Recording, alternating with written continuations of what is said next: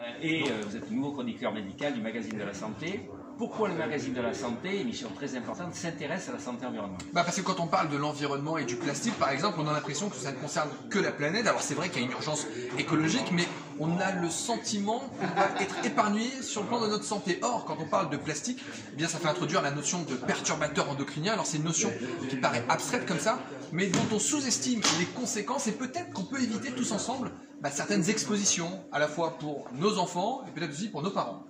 Alors là, maintenant, un message pour les étudiants en santé, en médecine, en pharmacie, les internes en médecine générale, qui nous ont demandé à la CEF de les sensibiliser à la santé environnementale.